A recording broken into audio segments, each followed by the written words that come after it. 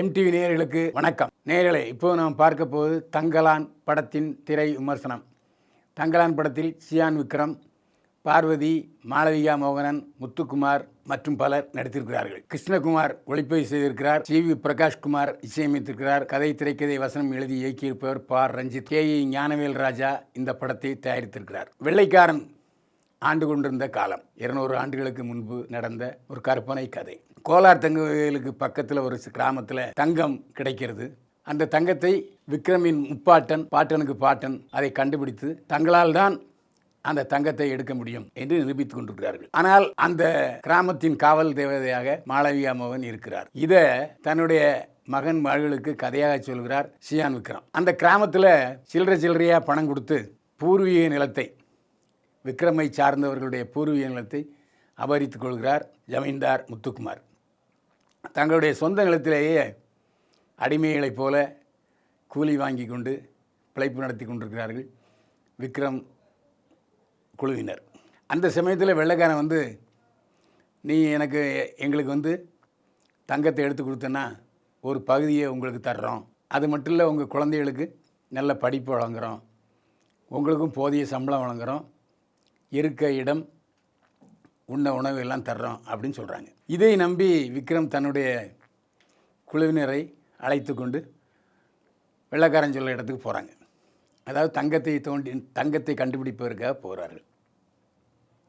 போன இடத்துல வெள்ளைக்காரன் நல்லவனாக இருந்தாலும் அவனிடத்தில் நிர்வாகியாக வேலை செய்கிற ஒரு பார்ப்பனர் அவர்களை கொடுமைப்படுத்துகிறார். இப்படியாக கதை நகர்ந்து கொண்டிருக்கிறது. இந்த படத்தில் முழுக்க கற்பனை கதை என்றாலும் பார் ரஞ்சித் தன்னுடைய அபிலாஷைகளை, லட்சியங்களை, கொள்கைகளை பூத்தியிருக்கிறார். பார்ப்பனருக்கு எதிரான கதைப்போக்கு தெரிகிறது. அது மட்டுமல்ல, அந்த பழங்குடியினர் காலங்காலமாக அடிமைப்பட்டு கொண்டிருப்பதற்கு காரணம் கல்வி அறிவு இல்லாமை. கல்வி அறிவு இல்லை என்ற காரணத்தினால் பகுத்தறிவு இழந்து தவிக்கிறார்கள். அவர்கள் எடுப்பார் கைப்பிள்ளையாக வாழ்ந்து கொண்டிருக்கிறார்கள் அந்த விக்ரமை சார்ந்த மலைசாதி மக்கள். இதில் புத்தர் சிலையும் காண்பித்திருக்கிறார். அந்த பகுதியில் புத்தர் சிலை எப்படி வந்தது என்பது தெரியவில்லை. புத்தரை வழிபடுகிறவர்கள் அமைதியானவர்களாக இருக்க வேண்டுமே தவிர எல்லோரையும் காட்டுத்தனமாக தாக்குறவர்களாக இருக்கக்கூடாது. இதெல்லாம் ஏட்டிக்கு போட்டியாக முன்னுக்கு பின் முரணாக கதை எழுதியிருக்கிறார் பார் ரஞ்சித். இந்த படத்தில் மொத்த கதையும் தன் தோளில் சுமந்து கொண்டிருப்பவர் விக்ரம்.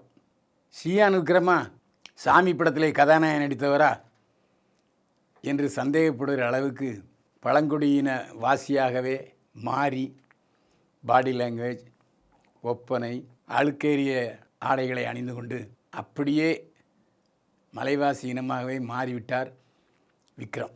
இந்த பாத்திரத்துக்கு விக்ரமை விட்டால் வேறு ஆள் கிடையாது. கமலஹாசனுக்கு அடுத்தபடியாக ஒரு பாத்திரத்தை ஏற்று நடிக்க தொடங்கிவிட்டால் நடிப்பு என்ற பரிணாமத்தை கடந்து வாழ்வியலாக அதை ஏற்றுக்கொண்டு அதை தன்னுடைய பாத்திரமாகவே மாறிவிடுகிற முழு பக்குவத்தை அடைந்திருக்கிறார் விக்ரம். அருமையான நடிப்பு, ஒவ்வொரு பாவனைகளும் அசைவுகளும். விக்ரம் வேற எங்கேயோ போயிட்டார். அந்த அளவுக்கு அருமையான நடிப்பு. பரதேசி மற்றும் 1000ல் ஒருவன் படத்தினுடைய காட்சிகள் வந்தாலும் இந்த படம் அதை நினைவூட்ட தவறவில்லை. பரதேசில் எப்படி அந்த கஞ்சா கடத்தல் கும்பலில் தெரியாதமாக பித்துக்குளித்தனமாக இருப்பாரோ விக்ரம், அதற்கு அடுத்த கட்டத்துக்கு போய்விட்டார் விக்ரம். அருமையான நடி, அதை வர்ணிக்க வார்த்தையே இல்லை, தேடினாலும் கிடைக்காது. அதே போல் பார்வதி ஜாக்கெட்டில் நடித்திருக்கிறார். ஜாக்கெட் பிரா இல்லாமல் இந்த படத்தில் உள்ள எல்லா பாத்திரங்களும், அதுவும் குறிப்பாக பெண்கள் நடித்திருக்கிறார்கள். எந்த இடத்துலையும் ஆபாசமோ கவர்ச்சியோ தெரியவில்லை. வறுமைக்கு கீழே உள்ள மக்கள் எப்படி இருப்பார்களோ அவர்களைத்தான் நம்ம பார்க்க முடிகிறதே தவிர இந்த பெண்கள் ஜாக்கெட் ஏன் அணியவில்லை, ஏன் பிரா போடல, அப்படியெல்லாம் நமக்கு தோணவே இல்லை. அந்த சகதியில் புரண்டு சகதியில் வாழ்ந்து வைக்கோலையே படுக்கையாக கருதி கொண்டு படுக்கிற சூழ்நிலை. அந்த கணவன் ஜாக்கெட்டு போட்டு அவன் முன்னால் வந்து நின்றுட்டுருப்பா பார்வதி. அப்போ அப்படியே ஒரு வார்த்தை சொல்லுவார், அது நம்ம வெளியே சொல்ல முடியாது. அந்த அளவுக்கு உன்னை அந்த மாதிரி பார்க்கும்போது எனக்கு ரொம்ப ஆசையாக இருக்குது அப்படின்னு சொல்லுவார். ஆமாம் அப்படின்னு அந்த பக்கத்தில் இருக்க பெண் சொல்கிற வார்த்தையை என்னால் சொல்ல முடியாது. அந்த அளவுக்கு கீழே இறங்கி போய் வசனம் எழுதியிருக்காரு பாரஞ்சித். அந்த ஆம்பளை சட்டையை போட்ட உடனே, அந்த பிராவை போட்ட உடனே அப்படியே கனவுலகில் மிதக்கிறார் பார்வதி. பார்வதி மட்டுமல்ல, அங்கே உள்ள எல்லா பெண்களும் அந்த மேலாடையை போட்ட உடனே புலகாங்கிதம் அடைந்து விடுகிறார்கள். சொர்க்கத்துக்கு போயிட்ட மாதிரியான உணர்வு. பிரமாதமாக அனைவரும் நடித்திருக்கிறார்கள். இந்த படத்தை பொறுத்த வரைக்கும் ஜமீன்தார் அந்த அடிமைகளை அடிமைகளாகவே வைத்திருக்கிற நிலச்சுவான்தாராக முத்துக்குமார் வருகிறார். அவருக்கு அதிகமான டயலாக் கிடையாது. இந்த படத்தில் வெள்ளைக்கார துரையும் முத்துக்குமாரும் அவருடைய மனைவியும் தான் பட்டு சட்டையில் பட்டு புடவையில் பளிச்சுன்னு இருக்கிறார்கள். மீது எல்லாருமே அழுக்கு தேசத்து மக்கள் தான். இந்த படத்தை பொறுத்த வரைக்கும் மேக்கிங் சூப்பர். அதாவது டின்ட்டு, அதாவது வண்ணப்படம் என்பதை தாண்டி இது அந்த காலத்து கதை. ஒரு வர்மக்கோட்டு கீழே உள்ளவங்க எப்படி இருப்பாங்க, அந்த உணர்வை நமக்கு ஏற்படுத்த வேண்டும் என்பதற்காகவே கிருஷ்ணகுமார் அதுக்கான அடித்தளத்தை கேமராவில் உருவாக்கியிருக்கிறார். நமக்கும் அந்த ஜனங்களோட வாழ்ந்த ஒரு உணர்வு ஏற்படுகிறது. இப்படிலாம் ஜனங்க வாழ்வாங்களா என்ற ஒரு சந்தேகமும் வருகிறது. மேக்கிங்காக கிருஷ்ணகுமாரை பாராட்ட வேண்டும். வேறு ஒரு கட்டத்துக்கு கொண்டு போயிடுறது. அதாவது அந்த காலத்தில் சுதந்திரம் கிடைக்காத காலத்தில் வெள்ளைக்காரர்களுடைய அடிமையாளாக தெரிகிற அந்த பழங்குடியிட மக்களை கண் முன்னால் நிறுத்தியிருக்கிறார் கே. கிருஷ்ணகுமார், ஒளிப்பதிவாளர்.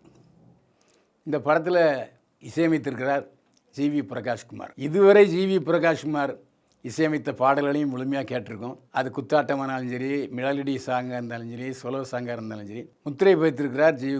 பிரகாஷ்குமார், அதில் சந்தேகமே இல்லை. ஆனால் அந்த பிரகாஷ்குமாரிலிருந்து மாறி ஜி.வி. பிரகாஷ் இந்த படத்தில் வேற ஒரு இசையமைப்பாளராக நமக்கு தெரிகிறார். 3 பாடல்கள் பிரமாதமான தெம்மாங்கு, அதுவும் இசைக்கருவிகளுடைய கூச்சல் இல்லாமல் யதார்த்தமான பாட்டு, அருமையாக இருக்குது. அதுமாதிரி பின்னணி இசையும் ஜி.வி. பிரகாஷ்குமார் நேரம் எடுத்து மெனக்கெட்டு ஹோம்ஒர்க் செஞ்சு நம்ம கொடுத்துருக்காரு. உள்ளத்தை கொள்ளை கொள்கிற பின்னணி இசையும் பாடல்களும் ஜி.வி. பிரகாஷ்குமாரை பாராட்ட தோன்றுகிறது. இந்த படத்தினுடைய இயக்குனர் பா. ரஞ்சித் தன்னுடைய கருத்துக்களையும் லட்சியங்களையும் சொல்லியிருந்தாலும் கொஞ்சம் பொழுதுபோக்கு அம்சங்களை சுத்தமாக சேர்க்க மறந்துட்டார். காமெடி சுத்தமாக இல்லை. அதாவது இப்போதைய படங்களில் வருவது போல் ஒரு பரபரப்பும் விறுவிறுப்பும் இல்லை. படம் ரொம்ப ஸ்லோவாக போகுது. சின்ன பசங்களுக்கு இந்த படம் பிடிக்காது.